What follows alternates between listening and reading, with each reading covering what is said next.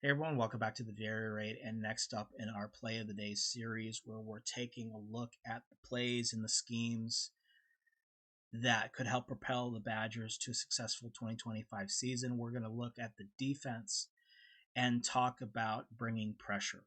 Or in the previous two seasons under Luke Fickell and Mike Tressel, the lack of pressure. With a front seven and really an entire defense as athletic as we have, the pressure coming from the defense has got to come from more than just brute force. And that was a defensive style that we were able to get away with when we had NFL caliber defensive players, or more importantly, we had multiple years to develop that talent. In the new age of college football, where you have less time and you've got to get players on the field maybe before they're ready, or however you want to put it, you have to think more about scheming open that pressure. It's almost like drawing up a run play, but from the defense's point of view. And so what we're going to talk about here with a couple of examples of pressure schemes that could be incorporated by the defensive coaching staff that can create pressure and can create trap situations against opposing offenses without committing 6, 7, 8 men into the pressure and therefore leaving our secondary out to dry. And we're in a situation this year where we're going to be having young players play at the corner position in particular. You don't want to have defensive schemes that are going to leave those players out to dry when you don't get home with that pressure. Hopefully, you're going to get both. You're going to get the pressure and you're going to get the coverage to create that situation. So I have a couple examples here of defensive schemes that we saw in the spring and how using these simple styles of pressure, we can create reactions within the offense and we can actually use the aggressiveness that we're trying to preach and the natural playmaking ability, the natural athleticism of our defense to help the defense actually stop offenses, which is something we did not do last season. Okay, so let's get into it here. We're back into huddle. And so right up at the beginning here, I have a basic 2-4 front set up. What we saw during the spring game was lots of different looks. Obviously, you can't use spring ball as a game planning guide to what they're actually going to use. You know, they had a script, it's a practice, and they wanted to give a lot of different looks. But the fact that you could see them actually having success with these different looks during the spring gives you an idea of what they can use that for in the future as part of a game plan. So the first play we're going to have up here is going to be from 2-4 personnel. Okay, and this is going to be against a formation that we saw a lot from the offense during the spring, which is a 3-by-1 condensed formation. And what we are going to work here is just a basic 5-man pressure, but we're going to bring that pressure from a bad angle and give the offense a bad trigger. And that's actually going to set up a good play where we can rally to the football. So, and again, like I said with the first video, talking about the offense, the terminology that I'm going to be using in this video is my terminology. It is likely not even close to what they use with the Badgers. Obviously, I call my personnel differently, but you can see the moving pieces, and in your own mind, you can picture who all these individual players are. All right, so this first play we're going to put up, we're going to call over weak stinger. And for me, over, we're going to set our defensive tackle to a 3-tech outside shoulder of the guard, our nose inside shade, weak side shade of the center. Our 2 outside linebackers are up on the line. We're going to play them a little bit wider than we did last year, just so we can play hard off the edge, but without giving up too much in terms of the positioning interior on the gap. So over is the front, weak is the defensive line movement or the stunt, the slant, whatever you want to call it. And so we're going to work interior across, cross face, and through. Now we're looking for open close. If what I mean by that, if let's say our defensive tackle here, if the center steps down, then we're going to look to cross his face and work around to his, it'd be the center's right side. If the center steps away, then we want to get skinny off the guard and get vertical. Same situation here. We're going to be aiming for the outside shoulder of the tackle. If he widens, we're going to get skinny and get vertical. If he steps down, we're going to look to cross face and get around. Okay? From this position here, our rock, which for me is the weak side outside linebacker, we are going to be reading the footwork here. We're going to take our read steps across. And when we read pass, he's going to drop out and he's going to look to become a wall player in coverage. And we're going to talk about what we're going to do coverage-wise with that later. All right, so that is the defensive line front movement. I'm sorry, we're going to have our outside linebacker here. He's going to be working the same thing. Is when he gets if he gets a down block, he's going to look to get skinny and get vertical there. If he steps out, okay, he's going to engage and then he's going to cross face. And the reason why we want this outside linebacker, or Sam, the situation to engage outside, even though he's going inside, is because he's going to set up the blitz here from our stinger, which is our nickelback. Okay, so what we can do, one thing with this blitz here to make it a little bit quicker in the timing is if we get motion, we can use that as a trigger to time our blitz a little bit, where when we see this guy start to move across the formation, we can start moving our feet inside parallel to the line of scrimmage, and then on the snap, we're going to go. Okay, and when we're going off the edge here, we're going to be reading how this Sam linebacker engages this tackle. And what we want to do is we want to put this tackle in a situation where he can't take both and he has to take the first threat. And the first threat in this situation is going to be the Sam linebacker, because he would have the quickest shot to the quarterback.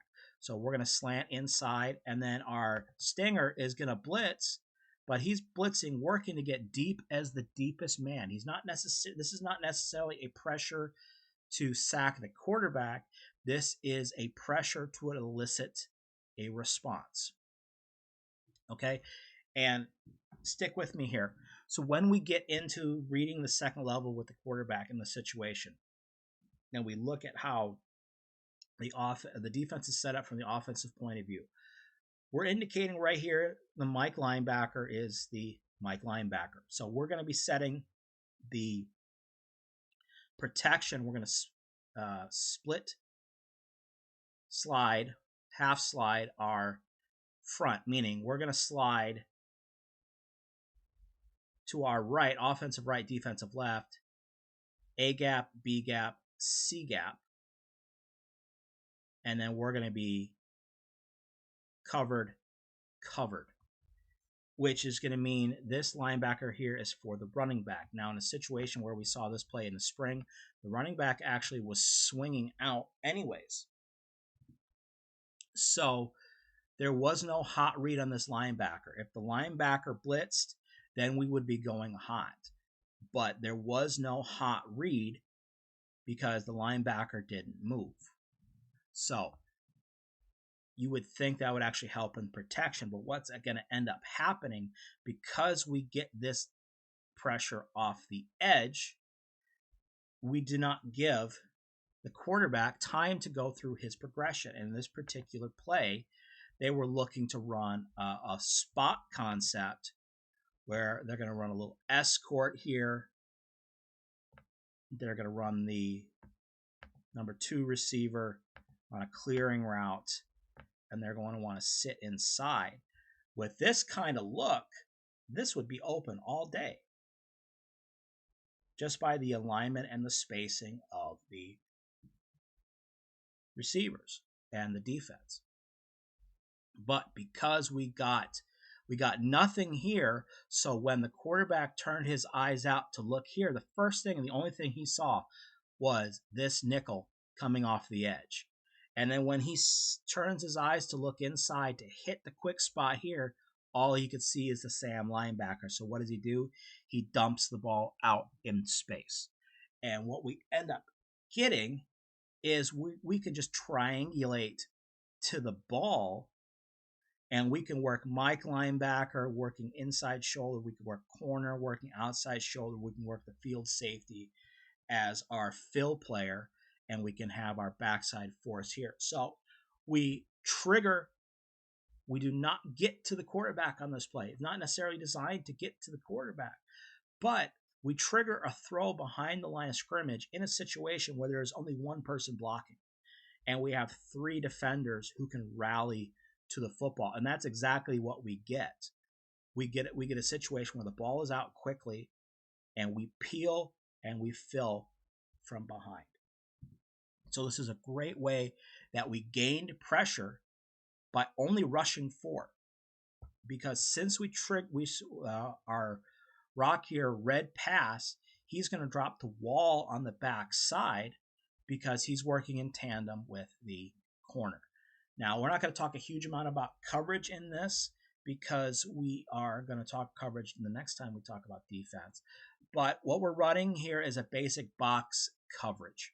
And what we're looking at is our corner is going to take the first player that releases to the outside. Our inside linebacker is going to take the first player who releases to the inside, and our free safety is going to take, or our field safety is going to take the first to release vertical, and then we're going to rotate middle hole here from our boundary safety, and then we're working a situation where the corner has number 1, everything up and out, and our rock is working to wall off to keep anything like a slant from coming on the front side or on the back side. But because we got the pressure we wanted in this situation, the ball was thrown quickly and we were able to rally to the ball. That's a way we can bring pressure by forcing the offense to make decisions faster than they wanted to. All right, so next up, we are going to take a look at a pressure look from a 3-down look that can give you similar outcome without bringing a huge amount of players and still bringing drawn up the defense in a new offensive formation. The Badgers are now in this look. They're in a 3-down look, a 3-3 look. And this is the tight front, a very popular front that is used against spread offenses because what it allows you to do is to have a wide covered surface with players in the box, but you are using speed to contain the offensive skill position players and to keep the defense or the offense from gaining the edge to the outside. All right, so with this look, what we are going to do, I call this one Tight Tom Weak Stash. Okay, so tight is the front, Tom is the rotation down, where we're going to bring the Mike linebacker down on the edge on the weak side.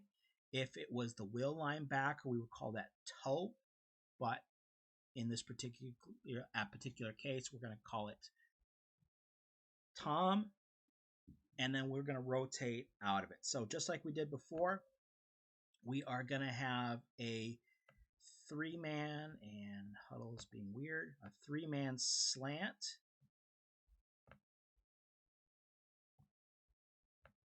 And again, the same theory applies. We're going to cross face, and then we're going to read the next man down. If he goes away, we're going to get skinny. If he attaches, we are going to try to cross face. Okay, same thing in nose. We're going to work the guard. He opens, we're going to get skinny. He closes, we're going to cross face. Okay, and in this situation here, we are going to send a combo blitz between our stinger, our nickel here, and our Sam linebacker. And depending on the timing, you can work it where we go the Sam first and the stinger second.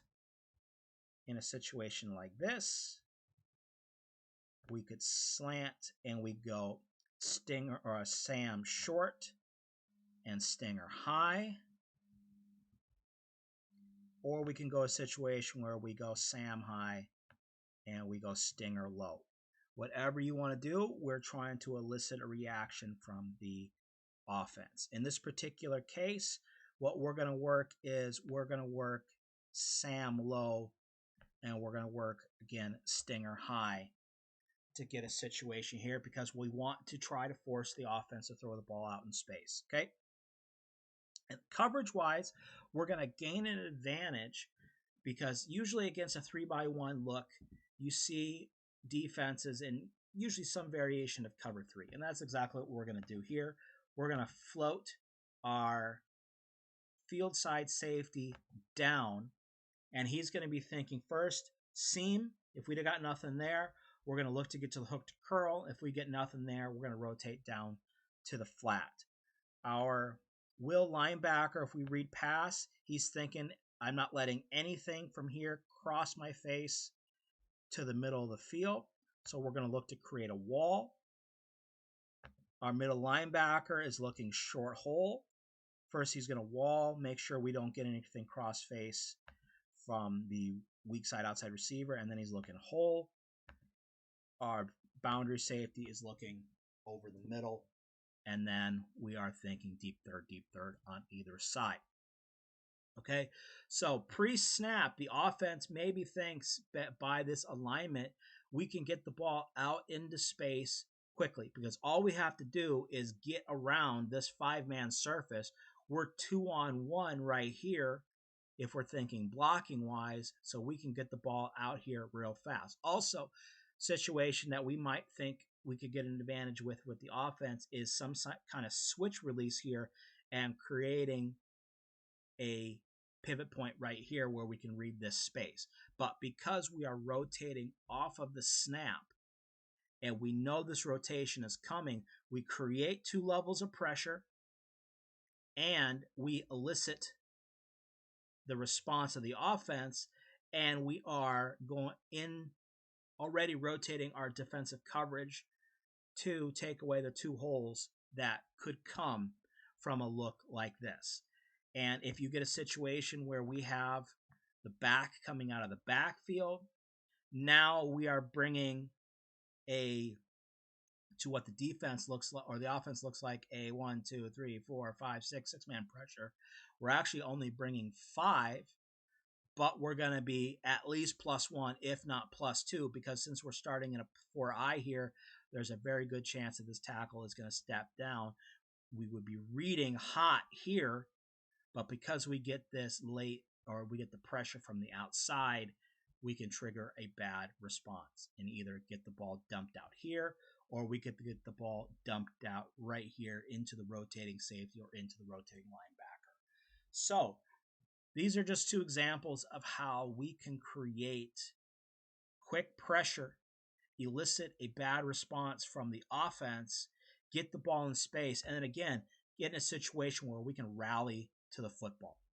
And that is where this defense is going to shine, is if we can rally to the football and just run.